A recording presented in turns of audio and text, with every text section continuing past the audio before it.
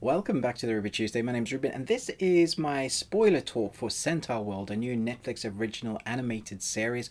We're talking spoilers, kind of my favorite moments, things that stuck out to me, and the end, where we think the season 2 is going to go, if we're going to get a season 2, all those kind of questions. Do chat to me in the comments below. Let me know your thoughts. Where do you think this is going? Talk about, those kind of main spoilers. This is your place to go wild. Do give me a thumbs up, and let's get stuck into it. So at the beginning of Centaurworld, we see Horse and Rider split up, and basically the whole arc is them trying to get back together. We see in the first episode where Horse is introduced to Wamawink, who introduces Horse to the herd, and the herd plays a big part about the learning of what we're going to do as an audience. It's like what we're going to be involved with, the music that has all these sequences that allow us to have the insights to some of the characters. Very poignant. I can always struggle with that word. Poignant.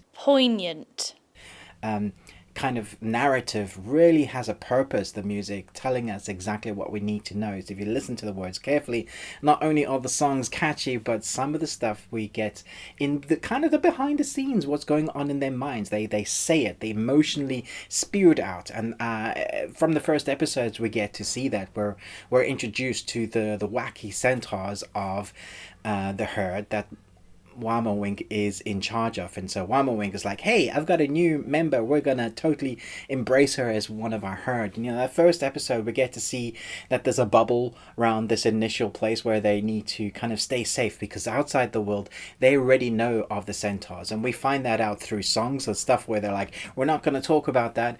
And then as the story develops, we understand that there's more going on here with the centaurs, not just in Horse's world with Ryder, but also this world has been affected. There's been a history of stuff that's happened before. We're not sure when this takes place or what worlds these take place. If you have a look at some of the episodes later, when we get the character that spews out stuff from his stomach, we see that there are certain things that we get in our own world. There's a fidget spinner, there's a donut, there's multiple things that we would get in our world, which is weird because technically they are separate from our worlds. It seems to take place on different planets or different versions of Earth. We have the Centaur world where humans are being attacked by centaurs and mythical creatures. We have these two worlds that are both being attacked by minotaurs. We have someone obviously that has caused this to happen, but we're not sure which worlds they are a part of, or if they used to be one world, they're outside of time. The portal separates the two, but by the end we get to that portal that is broken down, and now the worlds are kind of collided, and there's that, like, the gateway is always open, you can just always go through now. So the worlds need to be protected from the evil that shall not be named. So looking at the two worlds and kind of what is being shown to us, we can try and guess where this world is situated. We can probably formulate a crazy idea. Or maybe you need a break and go, okay, I'm just going to let it stew over to me. I need a game that's going to help me just digest stuff for a while and think about it. And the perfect game for that is our sponsorship for this week's episode. Fishing Clash is a fishing game which is free to play and available both on iOS and Android. There are hundreds of different fish species to collect. I was particularly enjoying catching the eel and the sharks and the really, really large, massive fish that I could never really catch in real life. I've been fishing a number of times in my life. I'm not a huge fisher, but of those times I have really great memories. This game is actually quite therapeutic. You can make the game as challenging as you want, but you can also go to a number of destinations which unlock by playing the game, and then just enjoy those fishing spots. I thought the water animation in this game was particularly well done. I enjoyed the sound effects and the variations of rods that you can get. You can get duels, challenges, tournaments, and championships. I tried all of these and I found that I actually won a few. This game teaches you everything you need to play it. You can collect and upgrade fishing rods, lures, equipments to catch bigger fish. It really does help you get into the game, and the more you play, the more you unlock. The upgrading system is a lot of fun, and that's basically what I would say about this game. There are events every week to discover and play new adventures. For new players, you will get a special gift code.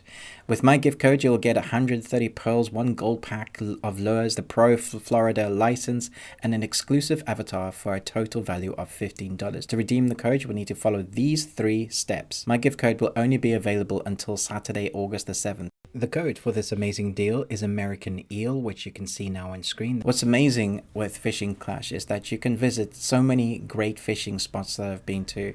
The Loch Ness is one of my favorites. Definitely download the game through the link in the description. It really supports the channel. What is the craziest fish you have ever caught? I found some really unique, weird, wacky ones. And talking about unique, wacky things, let's jump back to the review. The story obviously centers around Horse trying to get the key, to get to the gate, to get back to Ryder. At the end, we find out that there's obviously that what's in between the portal is the Nowhere King. And we've been shown that the Nowhere King has been known by the cats, for example.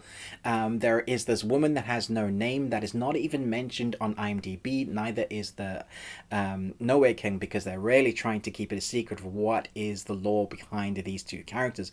What does it mean to the world? How does the woman know about the herd? She mentions them by name, just like the way she speaks in dialogue is like she's encountered them before. She doesn't seem surprised at all by Horse. She talks about how if you let him out, he's going to control both worlds, and even when they defeat him, they think they've defeated him, she says no, it's just going to be a little while now. And so we see our 2 characters decide that one's going to protect the one world, the Rider's going to protect the world that's mostly destroyed already. Horse, who's starting to transform, is going to protect the Centaurworld. And talking about the transformation, this is where our theories come into play.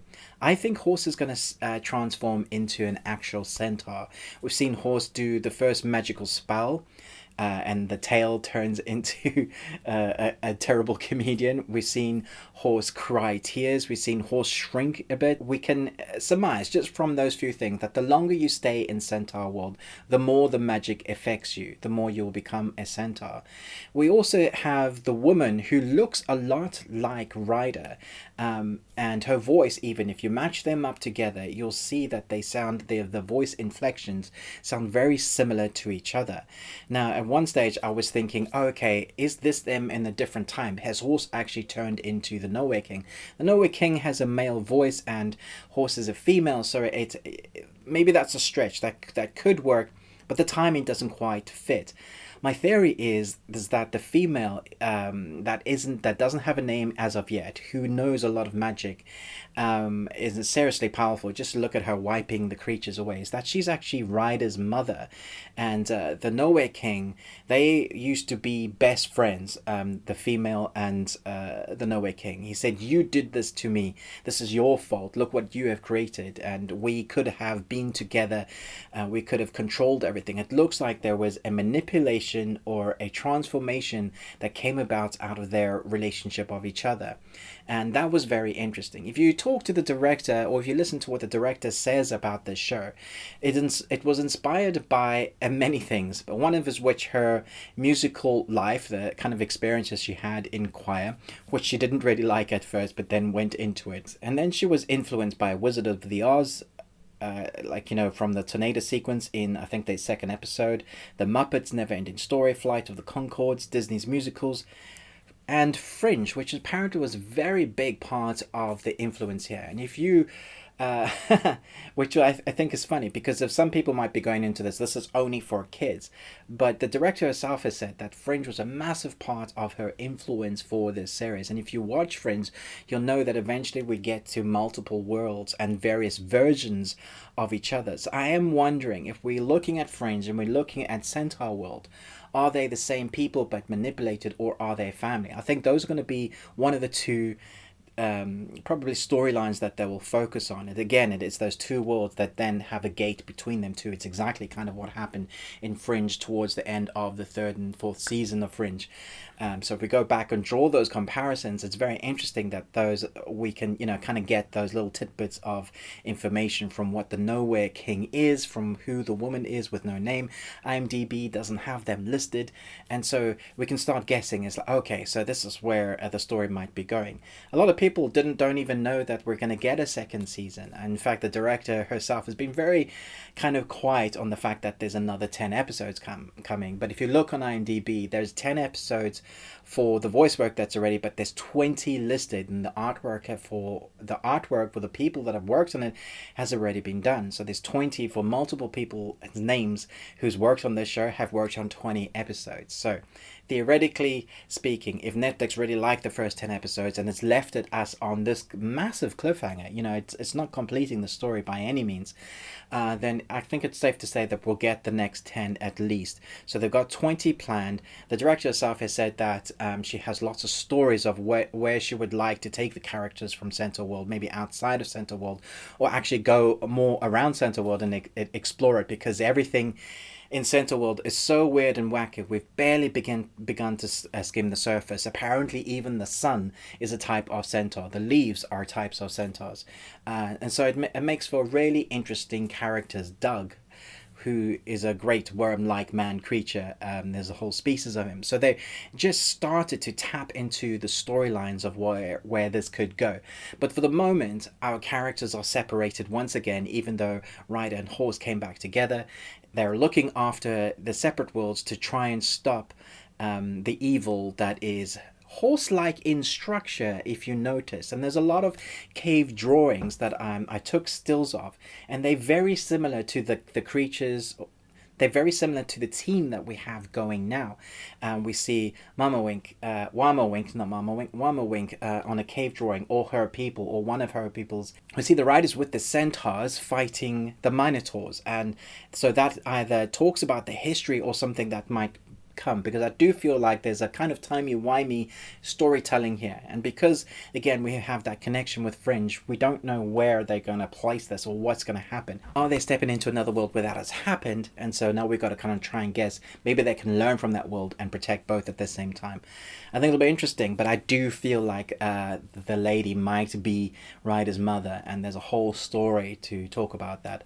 I'd be surprised if it was her and Horse kind of messed up in another version of themselves, but it could go that way even with the voice being male.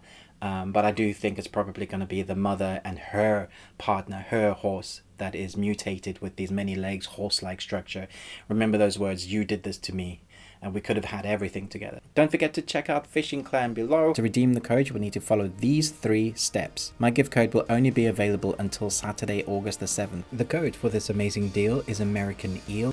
Let me know your theories below. Thanks so much for watching this. But most of all, until next time, remember, live long and Tuesday.